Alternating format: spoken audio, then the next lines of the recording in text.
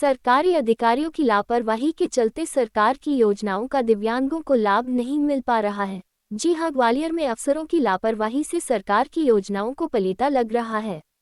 दिव्यांगों को बांटने के लिए आए लाखों रुपए की ट्राइसिकल खराब हो रही है। देखिए हमारी यह खास रिपोर्ट। सामाजिक न्याय विभाग द्वारा जरूरतमंद हितग्राही दिव्यांगों को बांटने के लिए लाखों रुपए कीमत की ट्राइसिकल ग्वालियर भेजी गई थी, लेकिन अफसरों की लापरवाही से ये ट्राइसिकल बन नहीं पाए। उससे बड़ी लापरवाही ये कि इन ट्राइसिकल को हुरावली स्थित दृष्टि श्रवण बाधित आवासीय विद्यालय परिसर में खुले आसमान के नीचे रख दिया गया है, जहां बीती नवंबर 2024 से रखी ये ट्राइसिकल पहले गर्मी और फिर बारिश के पानी लगने से कंडम हो रही है। असुरक्षित होने से इन ट्राइसिकल के पार्ट्स चोरी हो रहे हैं। दृष्टि श्रवण बाधित आवासीय विद्यालय में रहने वाले नेत्रहीन छात्रों का कहना है कि बीते 6 महीने से ट्राइसिकल कंडम हो रही है, लेकिन पैरों से दिव्यांग लोगों को इनका वितरण नहीं किया गया। ट्राइसाइकिलों का जायजा लिया। दिव्यांगों के लिए काम करने वाले सामाजिक कार्यकर्ता अनूप जौहरी ने ट्राइसिकलों के फर्जीवाड़े का ये खुलासा किया। दरअसल दृष्टि श्रवण बाधित आवासीय विद्यालय में रखी इन ट्राइसिकल को सामाजिक न्याय विभाग की योजना के तहत बांटा जाना था। बीते 6 महीने से ग्वालियर में दिव्यांग कैंप नहीं लगाया गया।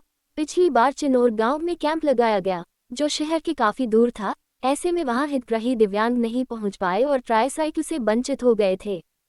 वहीं अब इनको खुले आसमान के नीचे रखने से ये कंडम हो गई हैं।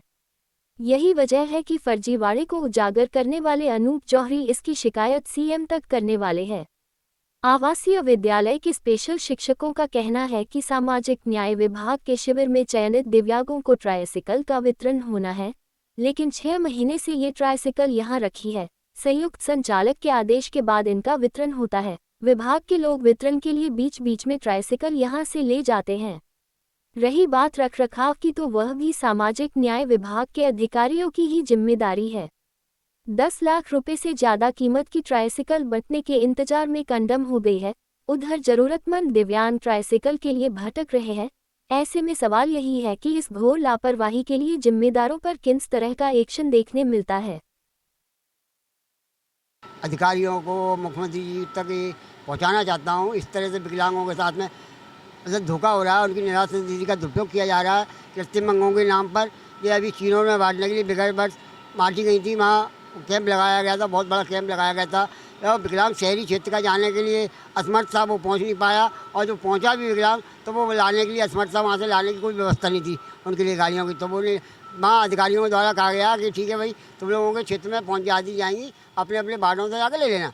तो ये गाड़ियाँ ना तो अधिकारियों ने वार्डों में पहुँचाई बांटने के लिए, ना अधिकारियों ने यहाँ आके किसी जो संबंधित इसका जो इंचार्ज है हिमांशु सामाजिक न्याय विभाग का, जिसके हाथ में इंचार्ज है, उसने ना तो फ़ोन लगाया विकलांगों को ये गाड़ियाँ वितरित करने के लिए, गाड़ियाँ सड़ाने के लिए। और रावली मुख्यमंत्री छात्रावास में ये रख दी गई बनाने के लिए, जहाँ तक कि उसमें से आसपास गांव वाले उसकी बाउंड्री फाँद के उसमें से जब मैं निरीक्षण करने पहुंचा, मुझे शिकायत मिली, तो वहाँ यहाँ ये पाया कि उनकी चेनें भी गायब हैं और उनका सामान चोरी हो रहा है गाड़ियों का।